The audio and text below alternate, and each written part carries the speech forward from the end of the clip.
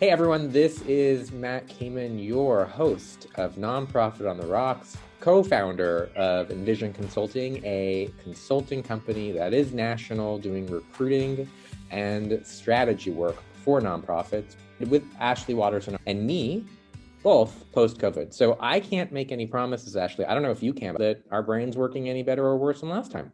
I don't know. We may have COVID fog, but maybe to your point, that helps us. Maybe somehow COVID fog reverses some of the brain challenges we had pre-COVID. I think that two wrongs make a right. That's all I'm saying. We cannot be sure otherwise. Yeah, the good thing about all of this is that you had COVID before you left your trip in Europe. I had COVID the day I came back from my trip from Europe. So we are blessed, but I'm going to ask you a question, Ashley, and I need you to respond honestly. And we both know you're a big liar. Hey, you ready? I don't know that I can be truthful, but shoot, go ahead. So, our listeners know how much that we pay you for this show, which is in coins. And you just took like a very fancy, bougie trip to Europe. And I'd like to know where my credit card is. Matt, truth, hand to God right now, it's in one of the boxes that was seized at Mar-a-Lago.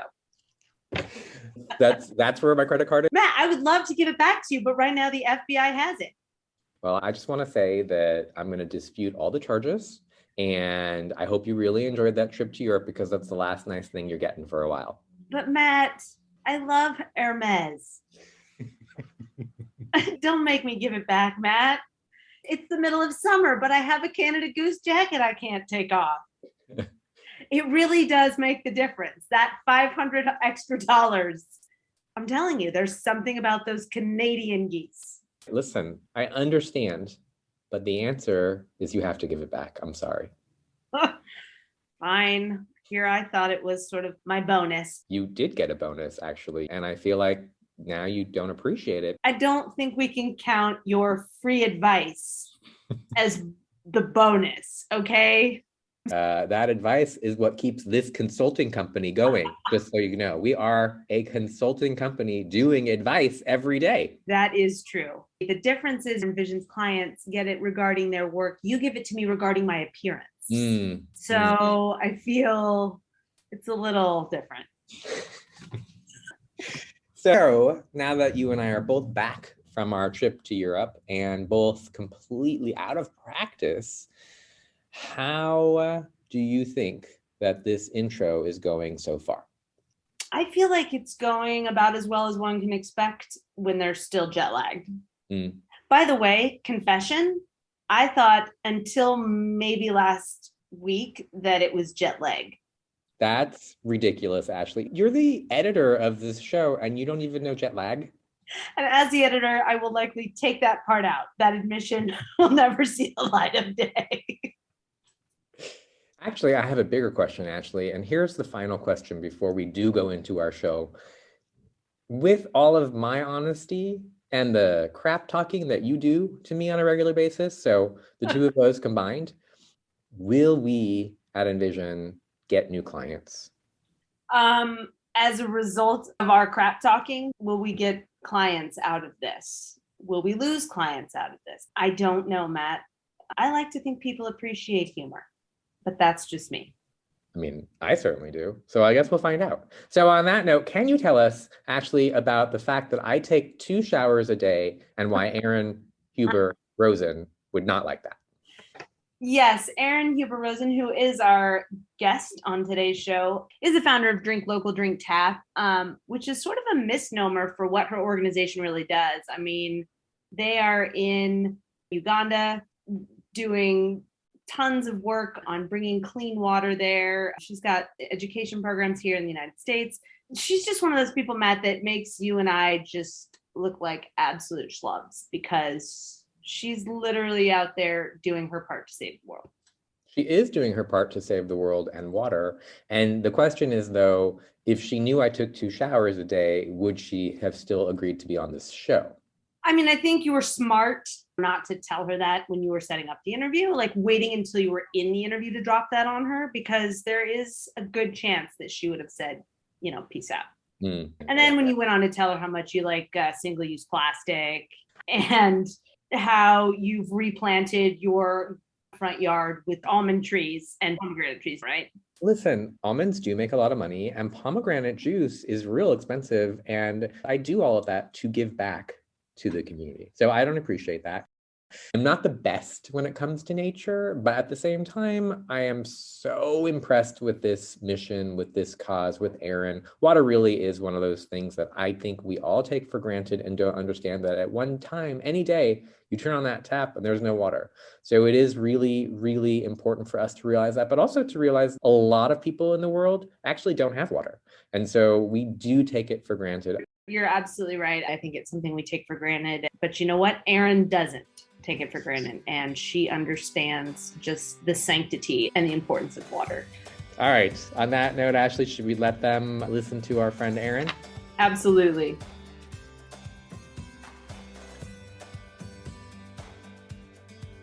Hello, Erin Huber. How are you tonight? I'll say I am good. You are good. What are you drinking tonight? I have vodka soda with fresh watermelon in it and lime. Ooh, watermelon. No one's done that on the show before. That's awesome. What about you? Some Eagle Rare bourbon. So cheers. Cheers. Thank you. So you're a friend of my friend Jen Levy, who is also a founder. So both of you are crazy. And are you located in Ohio? I am. I'm in Cleveland. Cleveland. All right.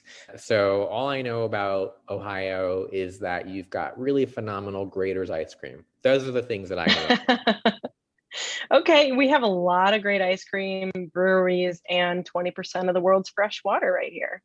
You have 20% of the world's fresh water? Yes, sir. Okay, we need to talk about that. So first, I want everybody to know, so yes, you're a friend of Jen's, and she was like, you have to meet my friend Erin. She's amazing and awesome, and I want her story told. And you are the founder of an organization that is called Drink Local, Drink Tap. So we're going to talk about that as well. First, okay, 20%. How is it possible for a little state in the middle of the country to have 20% of the world's fresh water? How's that possible? All right. So it's not just in our Lake Erie, but it's in the Great Lakes system. And it has 20% of the whole world's fresh surface water. So not in glaciers, not in the ground. Yep. That's crazy. So I want to know something. We're like in this crazy drought here in California. Here's my question. If they could build a pipe that transports oil all across the country, why can't we have a pipe that just sends water to us? Why is that not possible? We love you, but we don't want to give it to you. It'll mess up the whole ecosystem. All right. That's really selfish, and I don't like that. What about just like taking water from like Montana? They have a lot of water in Montana. Why don't we just? I mean, isn't there a solution for the water issue in California besides not using it?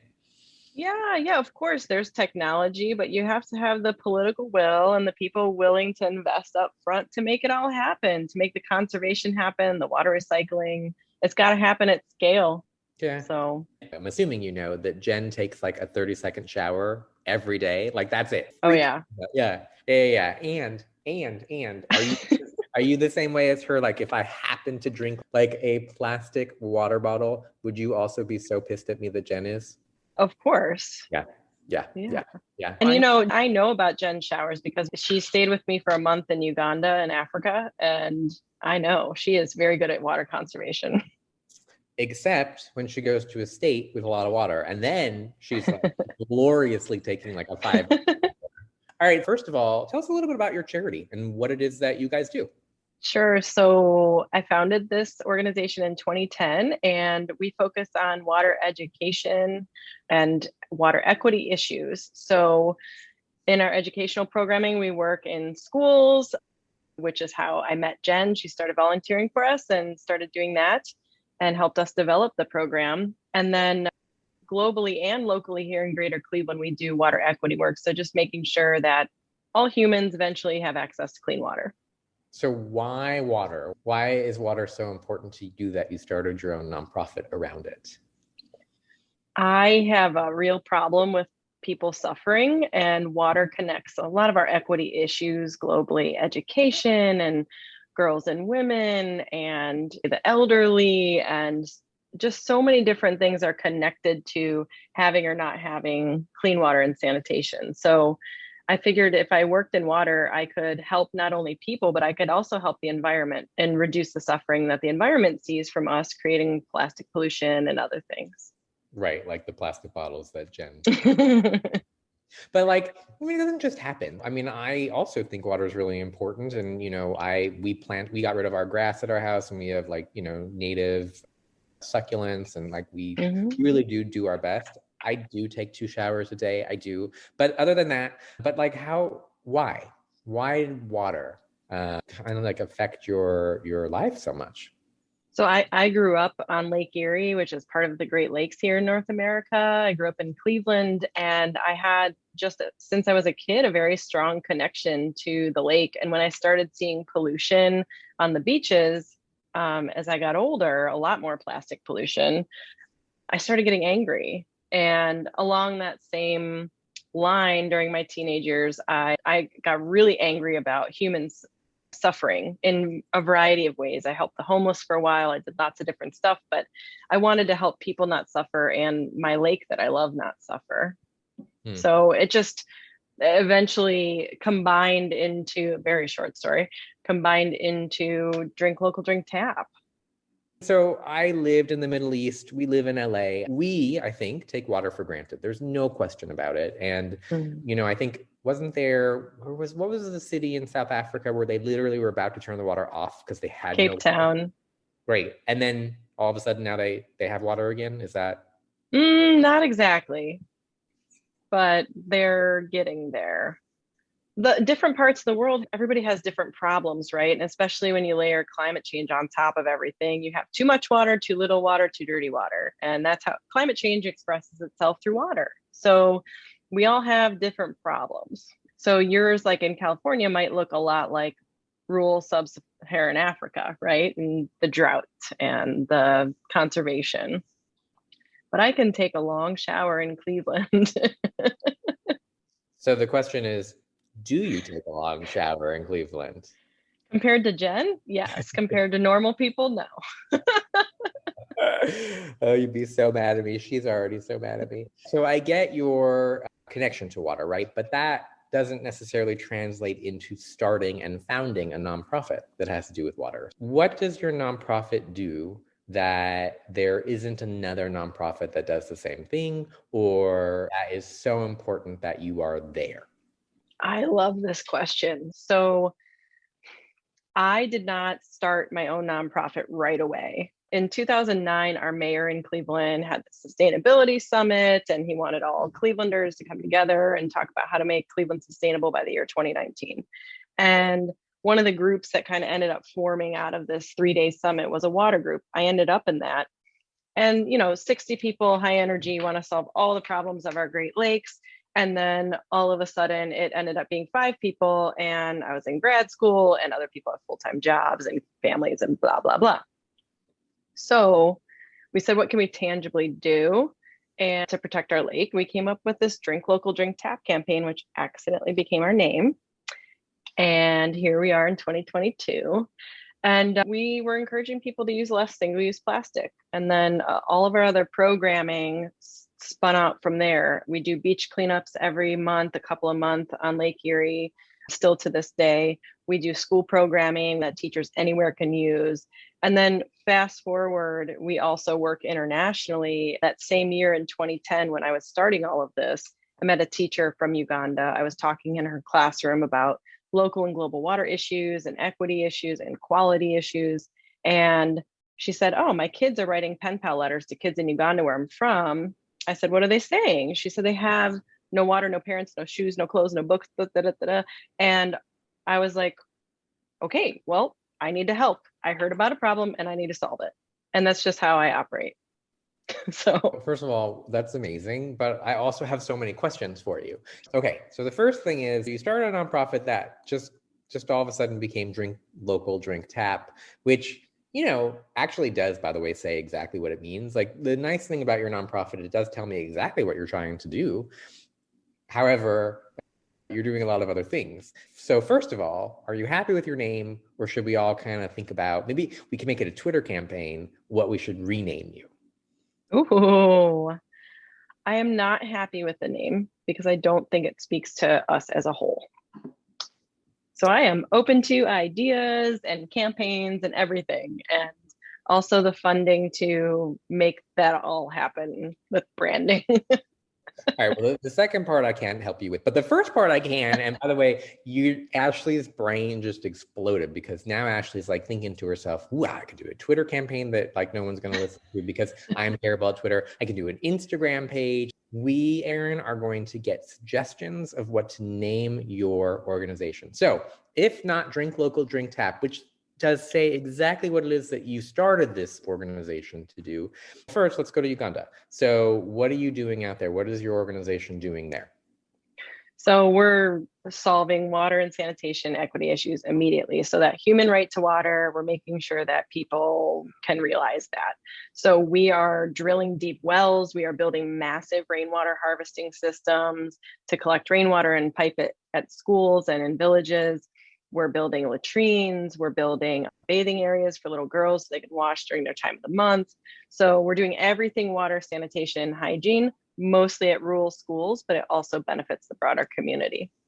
Wow, that's really amazing. I mean, it's a big country. So how do you figure out which sites? Like, how do you decide where to do it? How do you have the funding for it? So many questions. See, so many questions. Where the kids were writing pen pal letters to kids here. But after that, I didn't realize, I actually didn't know that we would do any more projects. And all of a sudden people heard that we did one. So, hey, can we do another one? And have you met these people and these people? And it was super grassroots for a while. Fast forward to 107 projects later, we have agreements with the district government officials and the Ministry of Water and all of those people. Funding is tricky, like with everything else. We are still, unfortunately, very project to project and funding. So it's very hard for me to plan ahead, though I have a pipeline full of communities waiting for help who've been vetted and everything. It's just getting that support. So some of that comes from companies, some support comes from individuals or families, some comes from school kids who raise money for us. So yeah. So if right now Mackenzie Scott gives you a check for $5 million, which by the way, she's doing, and it's so nice to see somebody with that much money making such a huge impact in this country, and she is. So right now, Mackenzie Scott, we're putting that out there, Mackenzie, you're giving Erin $5 million. Okay, here you go, Erin. Drink Local, Drink Tap when we change your name. Here's $5 million. What are you gonna do with that money in Uganda?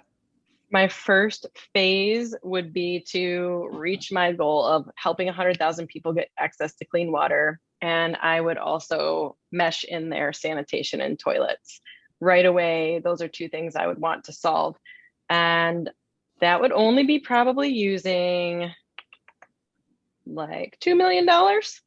So I guess I would have to make a bigger plan for scaling efforts. But I think what I would end up doing is trying to fully help all of the districts that we work with. We work in about 15 districts. So to be able to see the full transformation of communities gaining access to clean water and sanitation, to see how health would change and just everything, education, that would be incredible.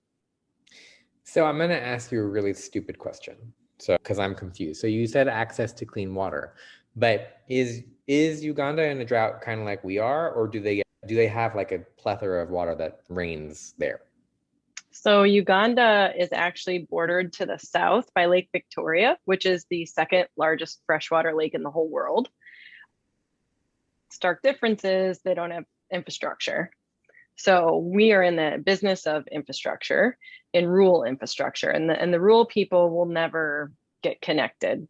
Their votes don't matter as much. They're far from the city centers, and it's just different. They're treated differently. So there's a lot of urban development. And honestly, you asked me earlier how we pick our projects. A lot of NGOs do work in areas where maybe there's better Wi-Fi or a little more comfortable accommodations. And when we picked our districts originally, we really wanted to go where other people weren't working.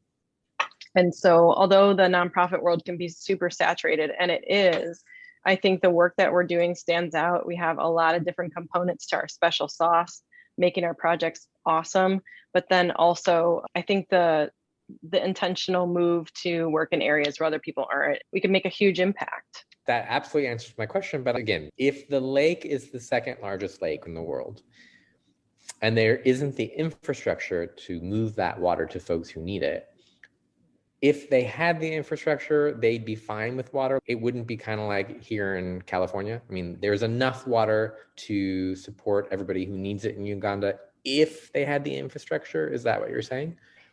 I think if the right technology and distribution was used. So I don't think that you can leapfrog everything in development, but I do think there are some things that you can leapfrog. And I think on the larger scale of federal government run and managed infrastructure, Uganda's kind of starting from scratch. So taking lessons learned from all these other places, right, that haven't done it really great, like Cleveland, we have, wooden pipes and weird stuff here. They're so old.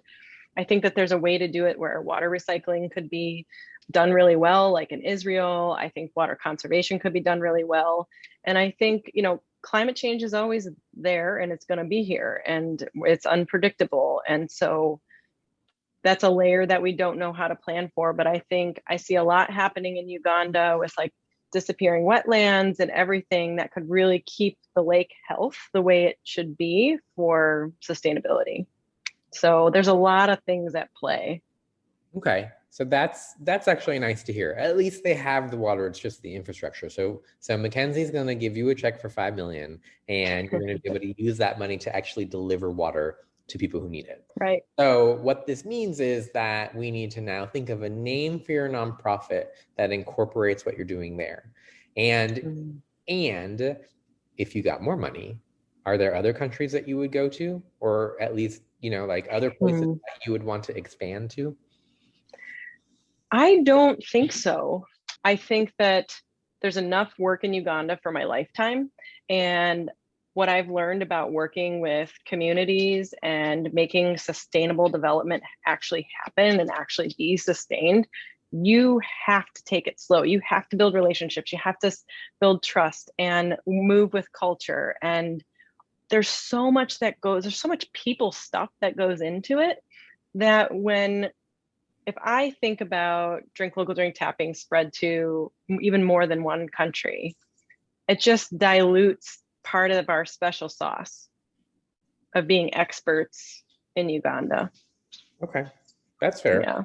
That's fair. And I think there is also such a thing as mission drift, which means that you do more than what your mission is because that's what you're funded for. And I think that that's really smart. That's where you want to stop, which I appreciate, because you're never going to be done. Like there's always more to do. So, yeah. Okay. So that makes sense for Uganda. So let's now go back to Cleveland and Ohio.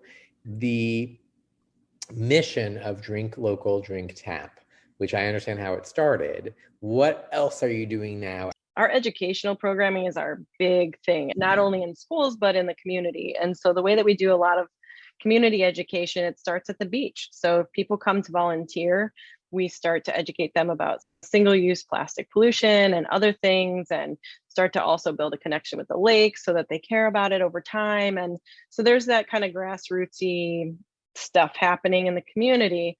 But then in schools, we have a robust, free for educators anywhere. It's STEM connected.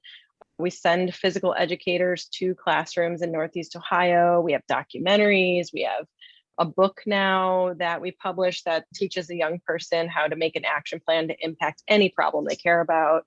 So we have a variety of ways to plug in and learn about water, get inspired to care about it, and to care about each other. So tell me why we should care about water. If people right now listening don't know the answer to that, you're all ridiculous. But tell me, Erin, why should we care about water? Well, clean water is life, and no one else is going to take care of it for us. And so it's this public thing that gives us life, gives everything life. And if we're not taking care of it, if our only impact to it is negative and we're just polluting and using and overusing and not paying attention, it might not be there, or it might not be usable, or a myriad of things can happen. So not only because it gives us life should we care about it, but because it runs the world. Literally, it runs all life on this planet. And we are the only stewards that it has. So it's everything, basically. It's everything. It's basically everything. It's everything. So if we were to change your name to all of the other things that you're doing right now in Ohio, like, again, we're putting it out there for the audience to come up with some names, but like, what might be a name that pops into your brain right now that makes sense to you? I've thought about this too much. I am the wrong person. Like, I've thought of like Forever Water. It's so tough because we do equity engagement and education, and it is kind of like this spaghetti mess of water stuff. It's hard. It's really hard. I think we should name you Spaghetti Water. Spaghetti Water. I love it. Done.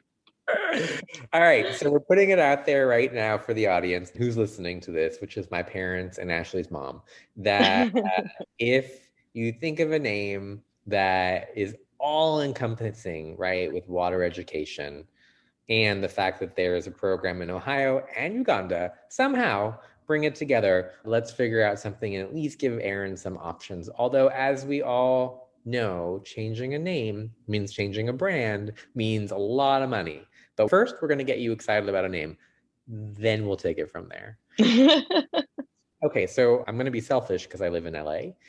We are right now in a terrible drought, and thankfully they're not going to allow us to water our lawns anymore, which I think is ridiculous. We shouldn't have lawns in California. It's silly that we have lawns in California, but the majority of our water actually goes to agriculture. The majority of our water here goes to all of the products that we're growing that people eat and drink in the country. So, okay, that aside, what can we possibly do? I mean, I don't understand why we can't build just desalination plants all up and down the coast. Oh, I have so many answers to this question. One is a very commonly talked about response, which is it takes so much energy to desalinate. It is a very energy intensive process. So I'm sure there's technology coming out every day to make it better, but that's one of the reasons. Two, for me, it doesn't inspire behavior change. And so we're still just going to be using and abusing forever and ever. That's still not sustainable. So I think that there's a behavior change component. And I think there are other technologies that can help us that maybe are more environmentally friendly and sustainable. And I think Israel, for instance, has a lot to teach us in the way that they turned a desert into growing the most amazing food on the planet. So yeah, I think that there's a couple different reasons we can't do that. And I'm not actually sure about the pollution side of desalinating, but obviously you're taking all of this salt out of the water. Where are you putting it? That also becomes a new waste product. Sure. Every day I am, using water, I think to myself, this isn't something that we just have. I know that it's not so easy to just increase the rates and have us pay more. And that's also not equitable and that's not fair. And obviously, you have these folks who are rich, who are living in these huge houses who waste all the water in the world. They're the ones who use it the most, which is really ridiculous. And by the way, if they got fined, they could afford it. So aside from desalination plants and, behavior change, people who are listening right now, what's like 3 things that we can do individually at our residence that can actually truly save water and make a difference? Well, to save water, I mean, there's all the stuff that we heard growing up as kids, right? It's turning off the faucet when you brush your teeth, taking shorter showers, like Jen, getting a timer in your shower. But I'm talking about technology a lot, but I'm not a technology pusher. I normally am not. So I guess there are meters or alarms or trackers that you can hook up to your plumbing in your house to let you know where you're using the most water and where you can conserve more. But I think even in a bigger scope, and something that most people don't think about, is how and what we consume every day. And so water conservation comes through your diet, having a more plant-based lifestyle than meat or dairy, making sure that you're buying what you need and not always just what you want, not just supporting creating products just to have because you saw an Instagram ad, taking a couple more seconds before you buy things that you don't need. And I think buying better. So buying from more sustainable companies like Patagonia or whatever, who actually put thought into their waste streams and where they're sourcing everything. There's a lot to that and it adds up. But I think water conservation, your diet, number one. Okay. So I know in California that the almond industry uses a lot of water, and pomegranates use a lot of water. So should there be a product that we really shouldn't be using? Should there be a product that we shouldn't be buying? Beef. Beef is number one. Okay. So doing 1 or 2 days without beef really does make an impact. Yep. A pound of beef uses about 3,600 gallons of water. Isn't there a no beef Monday or something like that? Meatless Monday. Meatless Monday. Yeah, see, I told you my brain wasn't there at all. At all in the marketing class I missed too. Okay, so the easiest thing we can do right now is do a meatless Monday, right? All of us can do that. And then maybe take a shorter shower. I can't promise you, Erin. I can't. Maybe. And then for those of us who have grass, take that grass out. You don't need it. Yeah, even in Cleveland, it doesn't matter where you are. Take that grass out. Yeah, grass is just so stupid because even though it does, use more water, it's just such a pain. It's such a pain to grow it and to keep it, and then the manure, all the things, just all the things. Don't let my brother hear this. He manages a fancy golf course, so. Well, actually, I live in an area that's very close to a golf course, and they use recycled water for all their grass. So they're not wasting water. They're using recycled water, right? Okay, so let's get back to you, and you're not in Ohio. So, because it doesn't have to all be about water in California. So you saw that there was this need and you founded your nonprofit. Okay. And you are here and you're obviously able to sustain a life. So you're paying yourself, I'm hoping. And, you've got this thing that's really working. What is one of the most important lessons that you learned that you can tell somebody who's thinking about starting a nonprofit, something that they need to know? Don't. Okay, but here's the thing. Every founder says that, but every nonprofit has been founded. This is the vodka soda talking. Cheers. Yes. Well, I guess it depends on how you're coming at it. I have now been labeled a social entrepreneur, even though, I've been with this organization for a while now. You can't get everything done in one day. And sometimes you have to build it before they will come.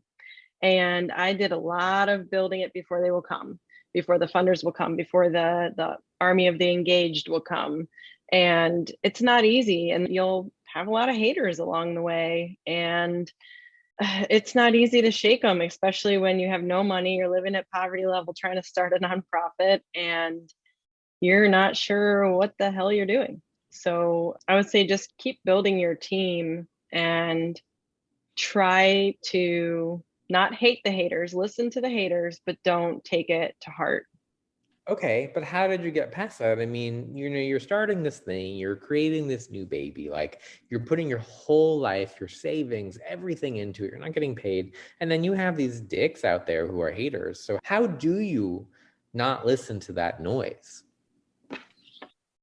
Talking to good friends, having a drink, and just surrounding yourself with the people who are going to lift you up, not tear you down. I mean, it's like anything in life, really.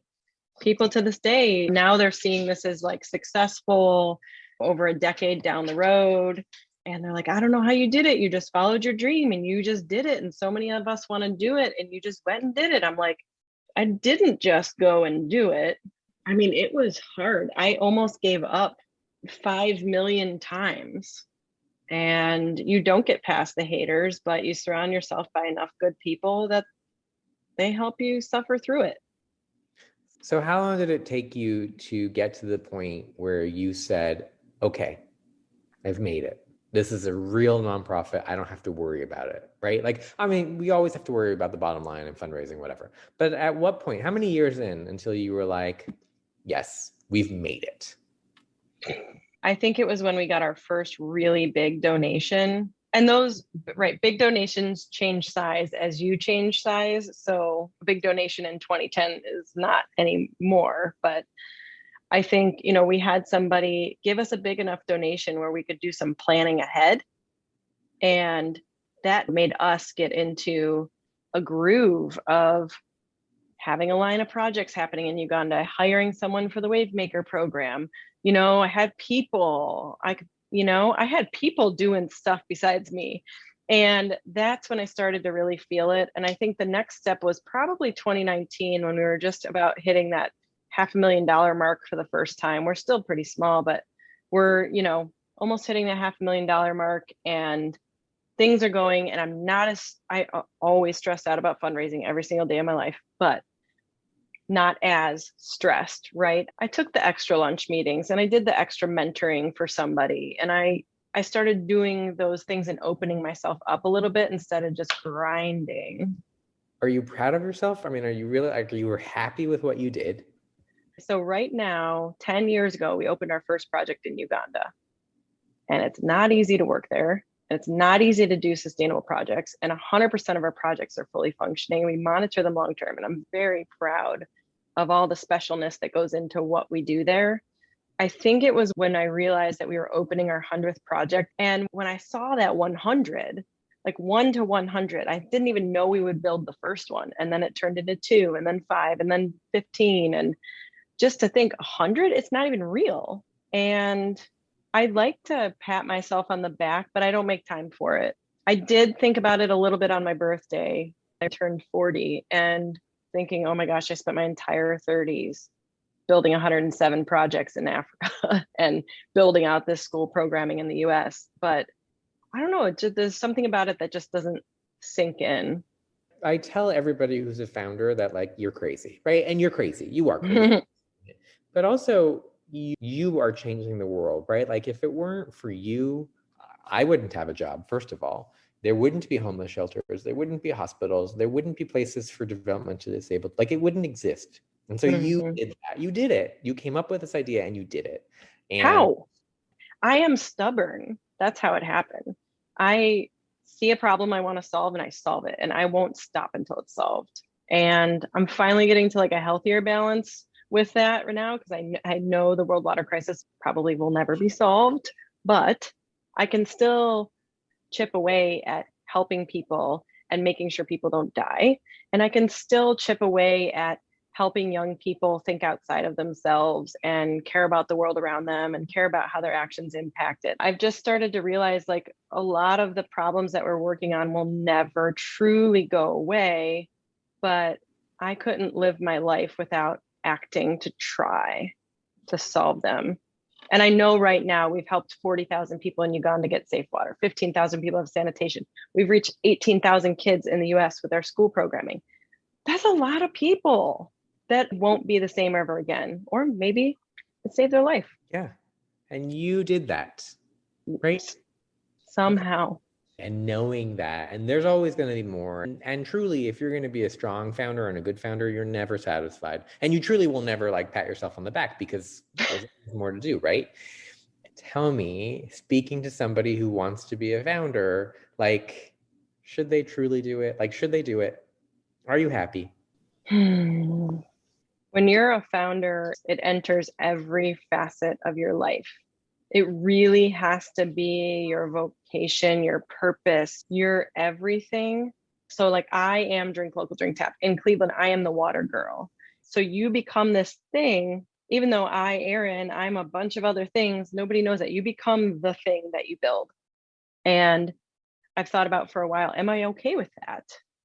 And I am, though I want this thing to be here for a long time and I want it to help people forever. So I do want to grow it into something where it's not just Erin's face. So I would say that if you're thinking about becoming a founder, just know that it's like a construction project. You're building something. It's going to take 5 times the amount of money you think it's going to take. It's going to take 5 times the amount of time or more that you think it's going to take. And once you're in it, you're in it. because you're asking your friends and your family and your coworkers and your places of worship and your social groups to all of a sudden, one, depart with their hard-earned money for your passion to support this passion impact that you want to make. And you're using up all those favors. And there's a lot of pressure if it fails. Everybody says like, yeah, it's okay to fail, whatever. Not all the time. It's not all the time. Once you ask all your people to support you, you're in a story at that point. And your story, your personal story changes. So I'm very happy with mine, but it's a baby. You're giving birth to a baby. Yeah, 100%. So as you've grown, you've been doing this now for a while, right? At this point, who are you relying on to help you? I'm hoping you're no longer going to your original friends that you went to, and now you've moved on a little bit and you've expanded that circle. So who are you relying on right now? My board of directors are a huge part of my support system, especially my board chair. You have to have somebody that you can call with the hard questions or to vent or to help you sort through emergencies. So having a strong board is it's an ongoing process. You're always developing your board, you're always growing it, you're always keeping those relationships. They can be a great asset and support system. I also think having mentors and then also having other executive directors, maybe if you're in that position, you're meeting with them once in a while, you're talking, or you're involved in a network where you can share war stories and share problems and maybe brainstorm solutions. That can be helpful. It's hard to make time for. And then I would say I meet with, especially recently, I've been meeting with a lot of my higher net worth donors and brainstorming with them. I've always been a very open person. So what you see is what's actually happening. And what you're hearing out of my mouth is what's actually happening. There's no fakeness here. So they know when I meet with them, I'm bringing them an honest issue. I honestly respect their opinion. I will move forward in using some of that. I'm coming to them because I respect them. And so I think having those people who can help you sort through problems, depending on what type of problem they are, it's critical, especially when you have a small team like we do. Okay. You didn't grow up knowing how to fundraise. This is something that you figured out along the way. So my first question is, do you enjoy fundraising? I do. I wish I had time for it. I wish I made time for it. I think I can be really good at it. And we've been stuck for a while where we're at about $500,000, and COVID knocked us down to, that stuff. But yeah, I think I can be really good at it if I could just focus on that and I wasn't managing so many people day to day. Love my teams, but I'm still involved in decisions that I don't want to be or need to be sometimes. And that's tough because you want to support your team and you're helping them grow professionally, but also you got to keep the doors open. You got to keep the programs running. You asked me earlier, kind of why is anybody else doing this type of work? I did not apply for our 501c3 for a few years. So we started this in 2010, but we didn't get it until 2014. We had a fiscal sponsor, and I was meeting with someone at a local foundation here regularly who was a mentor of mine, and finally got to a point and she said, "You're ready. Do this. No one else is doing it. Do this." And here's the thing, people do water education and they do development projects in East Africa, but combined, offering what we do in that combined way is what's special. So for our corporate partners who want to engage their employees locally with us volunteering on the beach, but they also are a global company, so they want to show global impact but have their employees engaged. We can provide kind of both of those things. So we've found that niche kind of work in to our advantage most of the time. And listen, just because there's another nonprofit doing what you're doing doesn't mean that your need isn't there, right? Because everybody needs to understand the importance of water and everybody should be conserving. So there's not one nonprofit that's going to serve the however many billions of people who live on this planet, right? So it's an unfair question that I ask about, is there another nonprofit that's doing what you're doing? Sure. But it's just, people always ask, should I start a nonprofit? And my first question is there another nonprofit that's doing what you want to do that you can maybe work under? Or, that you're going to be in competition with or whatever it is. And so that's why I asked that question. But for what you do, I mean, the sky is the limit. There needs to be many, many, many, many more organizations like yours with a new name that we're going to figure out together. So you like fundraising? Give me your fundraising pitch. So if I am Mackenzie Scott and I want to figure out if I should write you a check, give me your pitch. Why should I give you money? I'll give you a Tupac line because we can make $1 out of 15 cents. I don't know. Okay, no, I'll tell you. So specifically in East Africa, where we're building water and sanitation projects, we have a 100% success rate where 80% of water and sanitation projects fail in the first 2 years globally and permanently. And our projects last because of how we invest in people and the relationships with the communities and building trust and using good materials and monitoring the projects. Maybe they build a million wells a month and they check their boxes, they do their numbers, they turn in their reports and they walk away and they never go back. The communities never feel like they own these projects. So we take a little different approach and we have a human-centered approach. And, you know, I think we can make someone's investment go farther. We all want to see this done. We want the projects lasting. Most donors have no idea the projects aren't lasting, or they wouldn't give. Okay, I'm in. I think water is so important, and it's something, unfortunately or fortunately, we take it for granted. Anytime I turn on my tap, there's water that's going to be there. I don't even know how much I spend every month that I pay the city for it, but it's always there. And I think that's the problem. I don't actually have to pay for it truly, so I don't appreciate it. And the way that we can start understanding and conserving and really caring is appreciating it. And I think anytime you get anything that you just turn on a tap and it's there and you really don't pay for it that way, it's not helpful. So that is something that, you know, your organization will teach me anyway, is how lucky I am. I hope so. So is there anything else that you want folks to know about your organization, about changing something that they do, changing their behavior or continuing their behavior? What would you like people to know? Okay, 2 things. One is that we can all take steps to be more conscious consumers, and whether that's consumer of water directly or indirectly through the goods that we buy and the businesses we support, we can all think of one thing that we can change today to consume in a more conscious way and a less impactful way. The second thing would be that the world water crisis is one of the cheapest problems in the world to fix.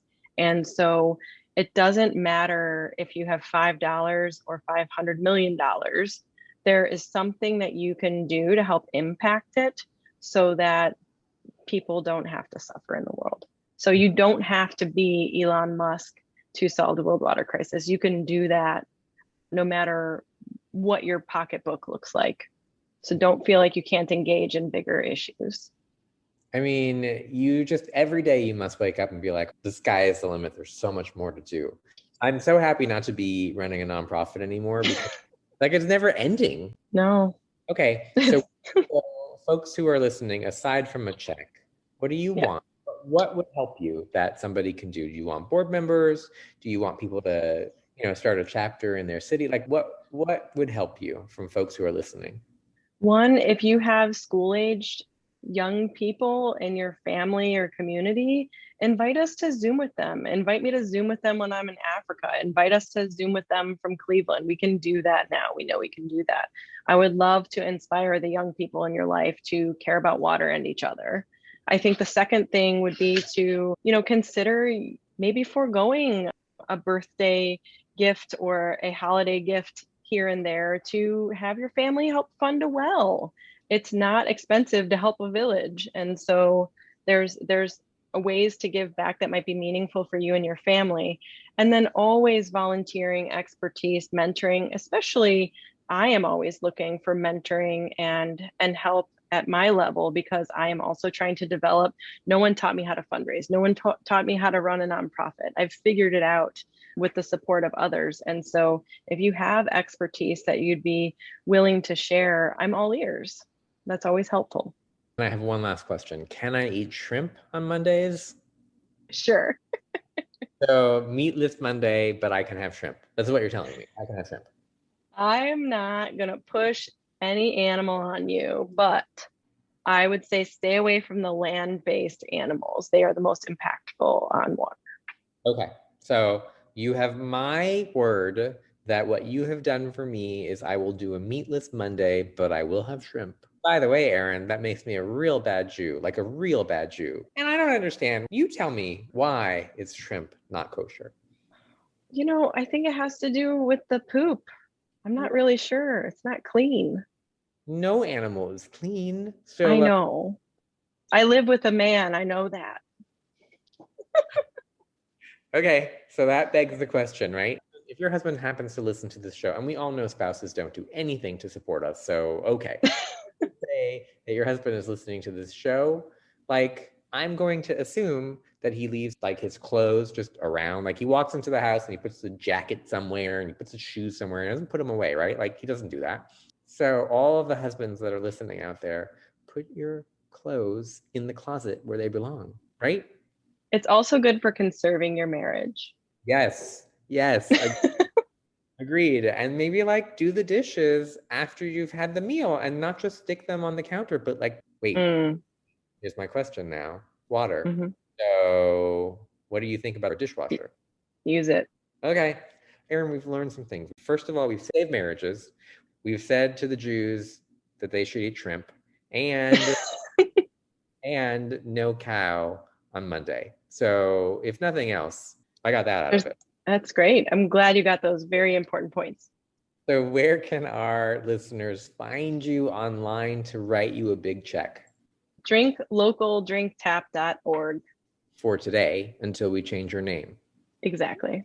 Although, I like your name. I mean, again, it says what it means. So I don't know if you need to change your name. I appreciate that you are 2 hours ahead of us in Ohio. And you've given me this time. I appreciate you. You are a founder, which you're crazy for doing it, but you're doing amazing work. People need to know about you, need to understand the importance of water. And Mackenzie Scott, if you are listening out there, please, please, please, please write Erin a check, because it's so small and she's doing a lot on that small budget. She can use her. Thank you. All right, Erin. Well, I hope you have a lovely evening, and thank you very much for joining us and teaching everybody what it means to be a founder and the importance of water. Thanks for having me. Hey, Ashley. Hey, Matt. So what'd you think of our friend Erin?